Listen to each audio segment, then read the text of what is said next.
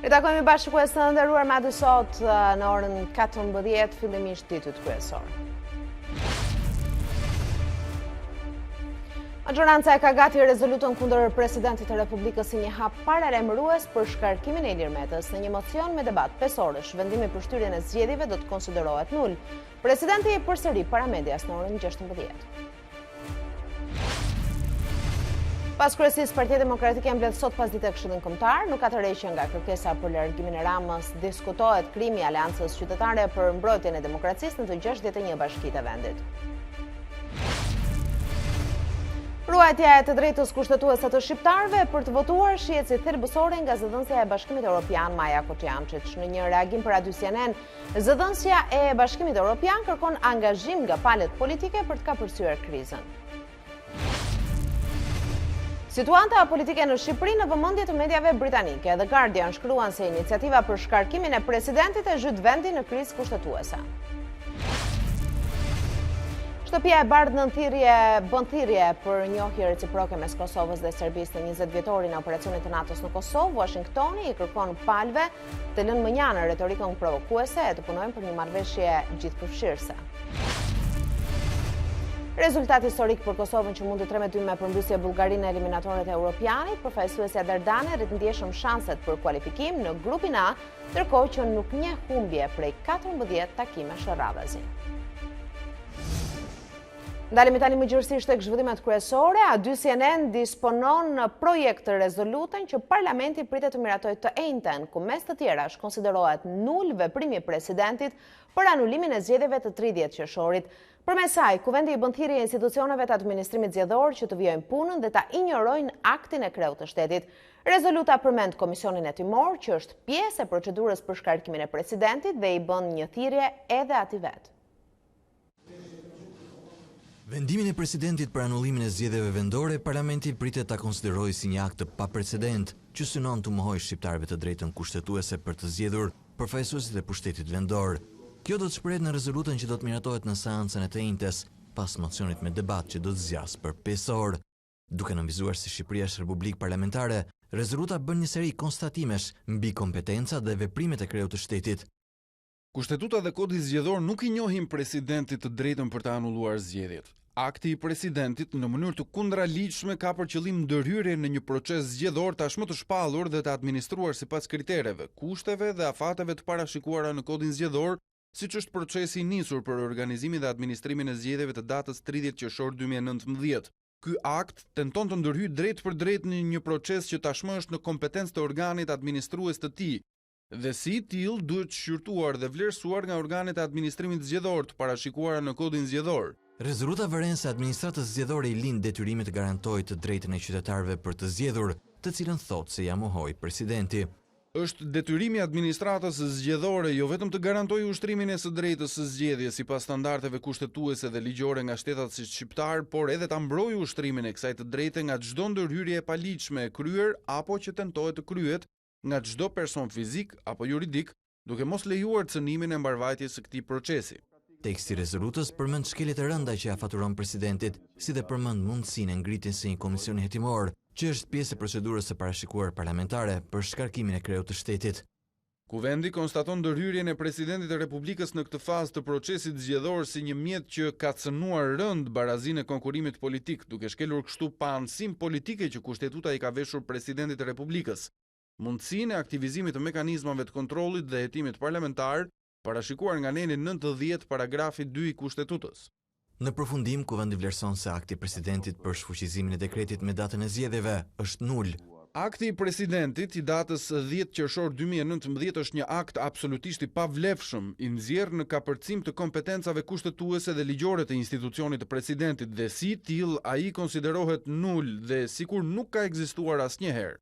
Përmes kësaj rezolute, kuvendi mbështet qëndrimin e Komisionit Qendror të Zgjedhjeve që injoroi dekretin e presidentit për anulimin e zgjedhjeve dhe inkurajon atë të vijojë punën për zgjedhjet vendore të 30 qershorit. Kuvendi bën gjithashtu thirrje të gjitha organeve publike që ngarkohen nga ligji për mbarvajtjen dhe organizimin e zgjedhjeve vendore të qershorit 2019, që ta konsiderojnë si inekzistent aktin e presidentit për anulimin e zgjedhjeve. Teksti i rezolutës mbyllet me një thirrje për vetë presidentin. Kuvendi i Shqipërisë i bën thirrje presidentit të Republikës të reflektojë duke kthyer institucionin e presidentit në kufinë të kompetencave të njohura nga Kushtetuta dhe të mos ndërmarrë asnjë veprim tjetër në shkelje flagrante të Kushtetutës. Zëdhënësja e Bashkimit Evropian Maja Koçiançi që cilëson thelbësore ruajtjen e të drejtës kushtetuese të shqiptarëve për të votuar. Në një reagim për adyesjen e Koçiançi kërkon angazhim nga palët politike për të kapërcyer krizën. Në ditën e vendimit të presidentit Ilir Meta për të anuluar zgjedhjet e 30 qershorit, Bashkimi Evropian dhe OSBE ishin në një linjë në kërkesën për të respektuar të drejtën e shqiptarëve për të votuar. Në përgjigje të interesit të ADCNN, zëdhënësja e Bashkimit Evropian, Maja Koçiançi, tha se Bashkimi Evropian po ndjek zhvillimet në Shqipëri dhe se zgjidhja e Ngërçit i takon autoriteteve shqiptare që duhet ta trajtojnë në përputhje me legjislacionin dhe jurisprudencën ekzistuese, në respekt të plot të parimeve kushtetuese dhe demokratike. Tani është thelbësore që të garantohet e drejta kushtetuese e qytetarëve shqiptar për të votuar në zgjedhjet lokale dhe për të siguruar vazhdimsinë e qeverisjes lokale. Koçiançi që rikthehet sërish kritikave ndaj opozitës që la kuvendin. Siç është thënë tashmë, ne konsiderojmë se vendimi për heqje dorë nga mandatet parlamentare dhe për të mos marrë pjesë në zgjedhjet lokale pengon funksionimin e demokracisë në Shqipëri. Kjo ka qenë një zgjedhje qëllimshme e partive opozitare. Përfaqësuesit e opozitës janë zvendësuar në parlament, i cili funksionon plotësisht. Brukseli përsërit thirrjen që të gjitha palët të angazhohen urgjentisht në një dialog konstruktiv për të kapërcyer situatën aktuale politike. OSBE përmes një deklarate citoi qëndrimin e kryetarit të radhës së OSBE-s, ministrit të jashtëm dhe çështjeve europiane të Slovakisë, Miroslav Lajçak, lidhur me situatën në Shqipëri. Kryetari i radhës u bëri thirrje udhëheqësve politik të tregojnë vetëpërmbajtje dhe të respektojnë legjislacionin në fuqi, si dhe rolet kushtetuese të institucioneve demokratike përkatëse. Ai theksoi pritshmërinë e tij se udhëheqësit do të veprojnë në përputhje me parimet demokratike dhe do të respektojnë të drejtën e qytetarëve për të votuar për përfaqësuesit e tyre, brenda kufive kohor të vendosur nga kuadri ligjor shqiptar. Po ashtu Lajçak shprehu besimin se Shqipëria është aftë ta trajtojë vetë situatën brenda kornizës kushtetuese dhe ligjore dhe se do të gjejë një zgjidhje e cila do t'i mundsojë vendit të përqendrohet në sfidat e rëndësishme për qytetarët e Shqipërisë. Do të shkojmë në këto momente live në selinë e Partisë Demokratike, një deklaratë për mediat është sekretari i përgjithshëm Gazmend Bardhi. Ose duke I marrë ato nën kontroll.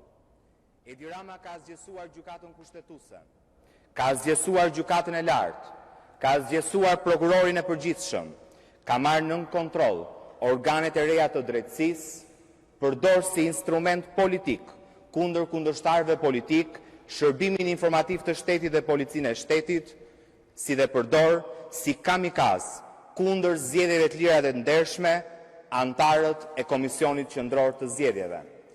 Përgjimet tronditëse të publikuara pak ditë më parë nga gazeta gjermane Bild provuan se Edi Rama e mori dhe mban pushtet vetëm me ndihmën e krimit të organizuar dhe bandave. Përgjimet faktuan çdo denoncim të Partisë Demokratike gjatë këtyre 6 viteve se për të ardhur në pushtet, Edi Rama bëri marrëveshje me krimin organizuar dhe zhndërroi Shqipërinë në një narkoshtet në mes të Europës. Pakti I tij me krimin është arsyeja madhore që na ka mbyllur derën e Europës dhe po na rrezikon rikthimin e vizave për shqiptarët. Pakti I Edi Ramës me krimin është pakt për të vjedhur Shqipërinë dhe shqiptarët. Bashkë me një grusht oligarkësh, ai e ka kthyer Shqipërinë në pronën e tij private, ku pasuritë dhe buxheti I shtetit është në dorën e pak njerëzve që kanë lidhje të ngushta me kryeministrin e dalë nga votat e blera nëpërmjet avdylajve në gjithë Shqipërinë.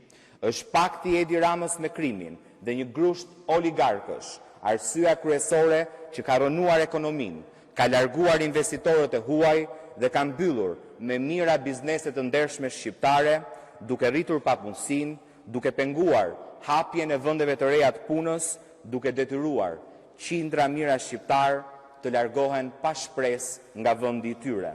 Për shkak të paktit të Edi Ramës me krimin, Shqipëria ndodhet sot në një udhkryq të rrezikshëm, në cilën demokracia dhe drejta themelore e qytetarëve për të zgjedhur të lirë qeverisjen që duan është drejta zgjesimit të plot. Ne nuk do të pranojmë kurrë që Edi Rama të destabilizoj Shqipërinë, të instaloj në vend një diktaturë të re të krimit dhe oligarkisë, dy instrumentat e tij kryesor për të pasuruar në mënyrë të palishme dhe për të ruajtur me dhunë pushtetin e tij të kriminalizuar. Së bashku me elitën e shoqërisë, me qytetarët që duan ndryshimin e këtij sistemi të kalbur nga krimi dhe korrupsioni, së bashku me rinin që e don Shqipërinë si gjithë Europa, ne po krijojmë aleancën e vlerave, aleancën me qytetarët për mbrojtjen e demokracisë dhe rendit kushtetues. Së bashku me elitën e shoqërisë, me qytetarët që duan ndryshimin e sistemit kalbur nga krimi dhe korrupsioni, së bashku me rinin që e don Shqipërinë si gjithë Europa, ne do të mbrojmë parimet dhe vlerat themelore të demokracisë dhe shtetit të drejtës, do t'i garantojmë vendit zgjedhje të lira dhe të ndershme. Përmes reformave të thella politike, kushtetuese dhe zgjedhore, ne do t'i japim fund një herë e përgjithmonë modelit kriminalo-autokratik të Edi Ramës, që përqendroi të gjitha pushtetet dhe pasuritë e vendit në një grusht pushtetarësh të korruptuar, oligarkësh grabitqar dhe bandash mafioze. Boll më me Shqipërinë që duan ata, tani është koha për Shqipërinë e të gjithë shqiptarëve. Faleminderit.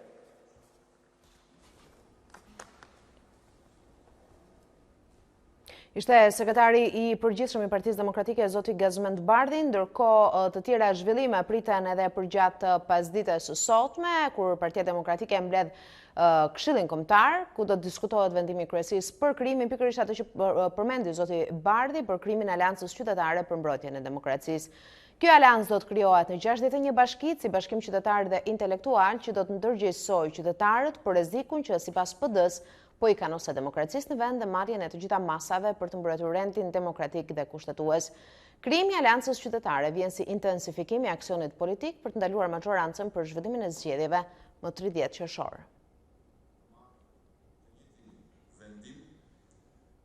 Kryeministri Edi Rama ndalon për 24 orë fushatën elektorale, i udhëton ka udhëtuar pas mesditës drejt Brukselit, ku pritet të ketë takime me shefen e politikës së jashtme Federica Mogherini.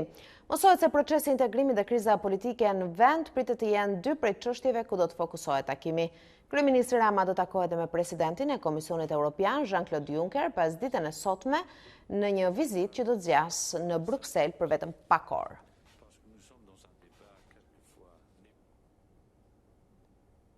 Situata politike në Shqipëri në vëmendje të mediave britanike. Iniciativa për shkarkimin e presidentit e zhyt vendin në krizë kushtetuese, pikërisht kur debatet për çeljen e negociatave po mbërrin në krye, shkruan prestigjozja The Guardian.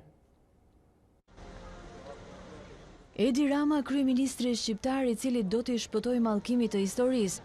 Kështu e titullon britanikja The Guardian analizën mbi situatën politike në Shqipëri dhe pengesat që po has vendin në rrugën drejt integrimit evropian. Gazetari Sean Walker përmend dy sfida të mëdha të Ramës. Në Europë, krerët e shteteve anëtare po hezitojnë të pranojnë anëtar të rinj mes fuqizimit të populistëve dhe ndjesive europesimiste. Ndërsa në shtëpi, Rama po përballet me demonstratat përjavshme nga një opozitë që është gjithashtu pro-europiane, por që akuzon qeverinë për korrupsion dhe krim të organizuar. Ndërsa ka shumë pak gjas që Shqipëria të marrë dritën jeshile për hapje të negociatave këtë verë, Rama shpreson ende se mund t'i ndryshojë mendjen liderëve të Unionit, shkruan prestigjozja britanike, por bindja udhëheqësve të tillë si Emmanuel Macron do të jetë vështirë sipas analistit, që pohon se dyshja është përfshirë në një shkëmbim të tensionuar lidhur me çështjen, duke ju referuar zhvillimeve të fundit në Tiranë, The Guardian shkruan. Presidenti Ilir Meta anuloi zgjedhjet e 30 qershorit, ndërsa Rama këmbgul se ato do të zhvillohen pa opozitën. Ka patur diskutime për një vot besim në parlament për shkarkimin e presidentit, duke e zhytur vendin në një krizë të plot kushtetuese, pikërisht ndërsa debatet për antarësimin pritet të mbërrijnë në krye. Vështirë të kaloj një muaj pa ndonjë skandal të ri që lidh personat e afërt me pushtetin me kriminal, vijon më tej media britanike.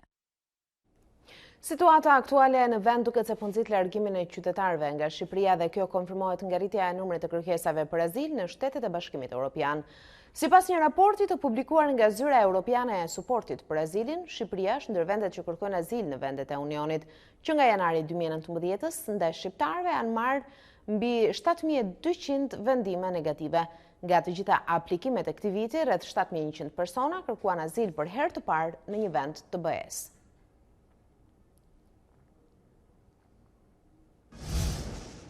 Që në nisje të sezonit veror në qytetin bregdetar të Durrësit janë mbytur 2 persona, përballë situatës shqetësuese mbetet mungesa e rojeve bregdetare, që sipas ligjit duhet të jenë në çdo 250 metra vijë bregdetare. Në harkun kohor të 2 ditëve janë shënuar 2 viktima të pushuesve në bregdetin e Durrësit, të cilët janë mbytur në det. Këto janë raste alarmante, po të kemi parasysh se vetëm prej 4 ditësh ka filluar frekuentimi i bregdetit. Viktima e parë u regjistrua ditën e hënë në lagjen numër 13 në plazh dhe trupin e tij nxorri policia kufitare, ndërsa viktima e dytë u shënua para ditën e kësaj të marte thuajse në të njëjtin vend. Të 2 viktimat janë të moshuar dhe nuk përjashtohet mundësia që të kenë patur edhe komplikacione të tjera në momentin kur kanë hyrë në det. Por ajo që mbetet shqetësues është fakti që në plazhin e Durrësit mungojnë rojet bregdetare, që mund të japin ndihmën e parë dhe të nxjerrin personat në breg. Në rastin e kësaj të marte, i ndjeri sipas dëshmitarëve okular kishte kërkuar ndihmë dhe kanë qenë plazhistët e tjerë që janë munduar ta nxjerrin në breg, por pa mundur t'i shpëtojnë jetën. Edhe pse hotelet që janë në bregdetin e Durrësit e kanë detyrim ligjor të caktojnë një roje për zonën që administrojnë, asnjë nuk zbaton këtë detyrim. Ndërsa autoritetet shtetërore dhe lokale që kanë për detyrë të kontrollojnë zbatimin e ligjit, janë thuajse ineksistent sa i takon kësaj problematike. Rrugat e jetë amortizuar dhe mungesa e ujit ka detyruar banorët të fshatit Trevllazër në Vlorë që të protestojnë përpara bashkisë së qytetit. Një pjesë e tyre tentuan të futen me forcë në zyrën e kryebashkiakut të Vlorës, Dritan Leli. Banorët të fshatit Trevllazër në bashkinë e Vlorës protestuan para ditën e kësaj të marte para bashkisë së qytetit bregdetar, duke kërkuar rrugë dhe ujë. Banorët tentuan të shkonin edhe në zyrën e kryetarit të bashkisë së Vlorës, por janë ndaluar nga policia bashkiake.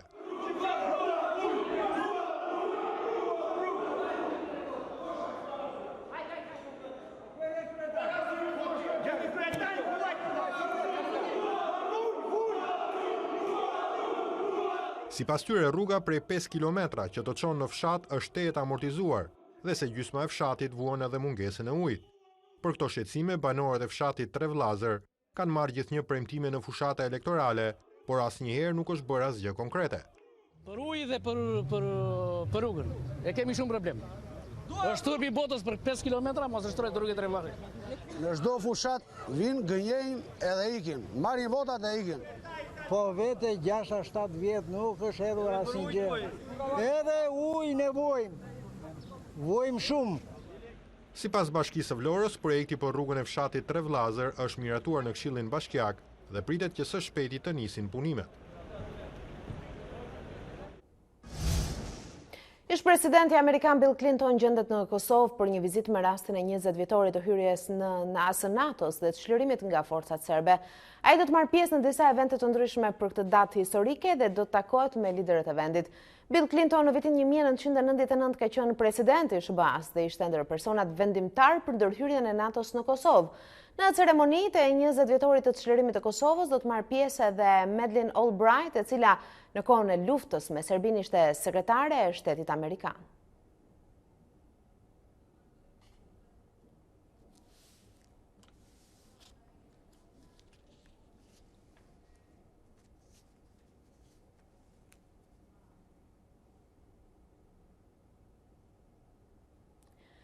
Mbetemi sërish në Kosovë, Shtëpia e Bardhë bën thirrje për njohje reciproke mes Kosovës dhe Serbisë në një deklaratë me rastin e 20 vjetorit të operacionit të NATO-s në Kosovë.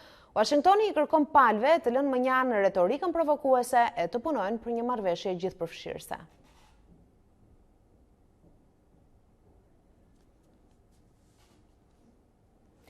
Rvjojmë më tej, ndërkohë Këshilli i Sigurisë i Kombeve të Bashkuara diskutoi raportin e misionit të UNIK në Kosovë. Zyrtari i OKB Zahir Tanin tha se situata mes Prishtinës dhe Beogradit është shumë e brisht. Palët debatuan ashpër dhe për aksionin e policisë së Kosovës në veri. Marrëdhëniet Kosovë-Serbi janë sërish të brishta. Ky ishte konkluzioni kryesor i raportit të shefit të UNMIK-ut Zahir Tanin për punën 3 mujore të këtij misioni në Kosovë. Në mbledhjen e Këshillit të Sigurisë në Kombet e Bashkuara përmes videokonferencës, Ai u fokusua dhe tek aksioni në veri të vendit, duke kritikuar autoritetet e Prishtinës për arrestimin e një zyrtari të OKB-s. Misioni ynë përkrah të gjitha përpjekjet e institucioneve të Prishtinës në aksionet kundër krimit të organizuar. Vazhdimisht shqyrtoi prioritetet e misioneve, por më duhet mbështetja juaj që kjo të bëhet në mënyrë efikase.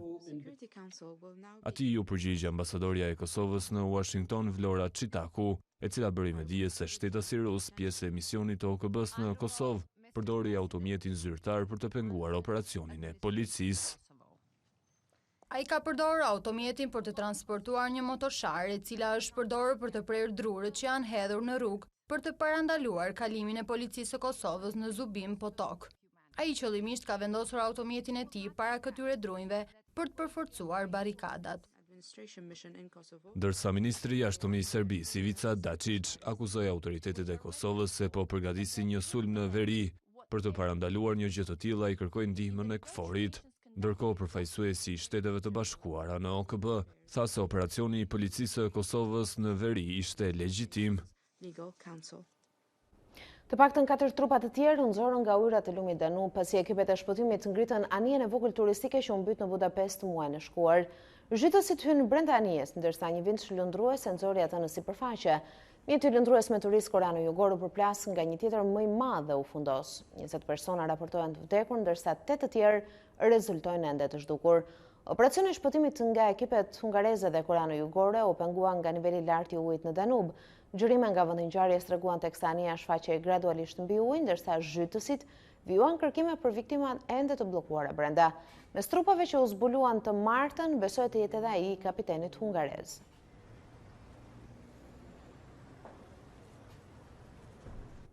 Përplasja e një helikopteri me një kull të New Yorkut riktheu makthin e sulmeve terroriste të 11 shtatorit, por autoritetet nxituan të sqaronin se bëhej fjalë për një aksident tragjik me pasojë vdekjen e pilotit. Momente frike në New York, ku për pak qaste u rikthye makthi i sulmeve terroriste të 11 shtatorit, por nuk u desh shumë para se të kuptoj se bëhej fjalë për një aksident tragjik. Një helikopter u rrëzua në taracën e një qiell gërvishtëse në Manhattan, me pasojë vdekjen e pilotit. Viktima u identifikua si Tim McCormack, një aviator veteran. Helikopteri u përfshi nga flakët menjëherë pasi u përplas me akse Equitable Center pranë Times Square. Dinamika e ngjarjes nuk është ende e qartë, por sipas informacioneve mund të bëhet fjalë për një ulje emergjence të shkuar keq, si pasojë e kushteve të vështira të motit. Dëshmitarët rrëfejnë se godina ishte lëkundur nga impakti, duke rizgjuar kujtime të hidhura tek newyorkezët. Gjëja e parë që më erdhi në mend ishin humbjet e mëdha që pësuam në 11 shtator të vitit 2001. Por zyrtarët nxituan të përjashtonin ndonjë element terrorist në ngjarje. Helikopteri 2 motorësh Augusta A109 ishte nisur nga zona lindore e Manhattanit pas ditën e së hënës me destinacion New Jersey. 11 minuta më vonë u përplas në terracën e godinës 54 katëshe. Sipas kryebashkiakut të New Yorkut Bill de Blasio, goditja kishte qenë shumë e fortë. Qiell gërvishtësi gjendet rreth 800 metra larg kullës Trump dhe trafiku ajror në këtë zonë ka qenë i kufizuar që kur pronari i saj u bë president. Sukses historik për përfaqësuesen e Kosovës, e cila mundi me përmbysje 3-2 Bullgarinë në transfer të ndeshje e vlefshme për eliminatoret e Euro 2020. Ylli i Werder Bremen, Milot Rashica është bllokoi sfidën në minutën e 14 për t'i lënë vend Vedat Muriqit, i cili barazoi shifrat në 2-2 pasi bullgarët përmbysën përkohësisht rezultatin. Por ishte Elbasan Rashani, futbollisti futur në pjesën e dytë e rojë kombëtare Zardane, i cili realizoi golin e fitories në minutën e 93 të takimit. Me këtë triumf, Kosova shkon në 5 pikë në grupin A, një më pak se Çekia e vendit të dytë dhe rrit të ndjeshëm shanset për të kualifikuar. Skuadra e trajnerit të Çalendes nuk njeh humbje prej 14 takimesh me radhë, ndërsa për herë të parë në histori arrin të mund përfaqësuesen e Bullgarisë.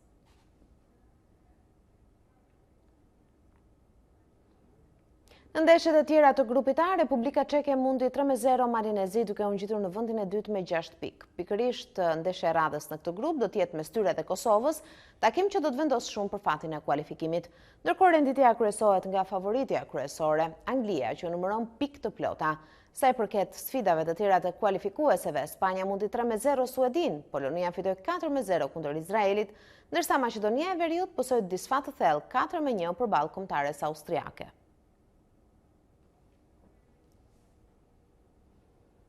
Trajneri i Moldavis, Aleksandru Spiridon, ka vlerësuar përfaqësuesen tonë si një kundërshtar jo të lehtë. Tekniku moldav do të ishte i kënaqur edhe me një barazim, megjithatë skuadra e tij do të luftojë për fitore.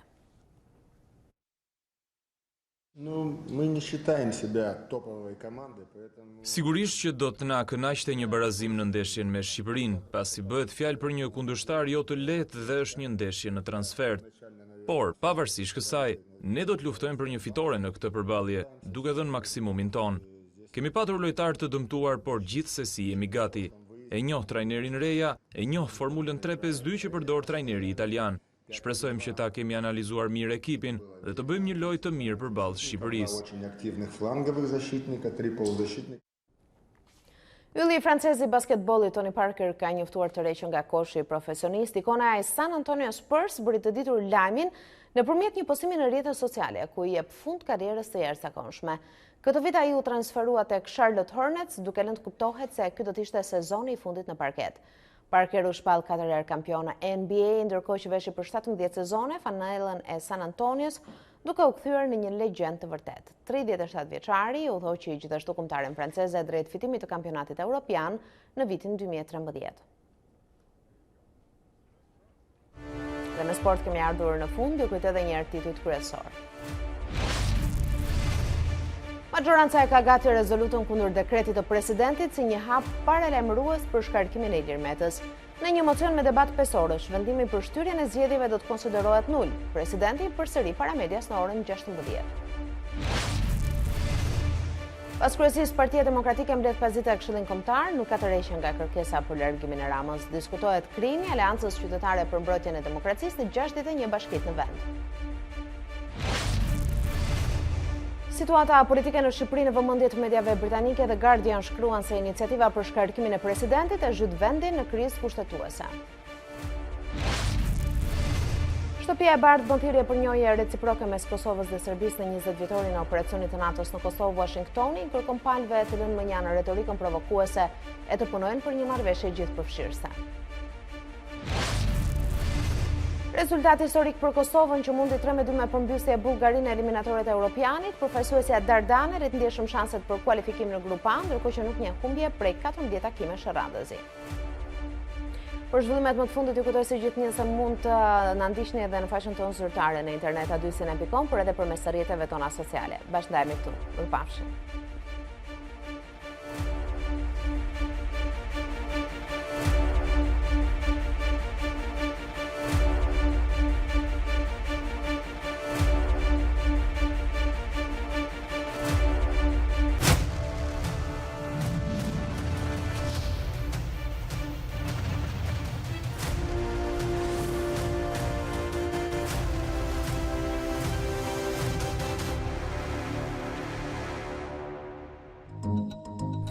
Unë jam Denisa Pasholli dhe ky është A2 Sot në A2 CNN.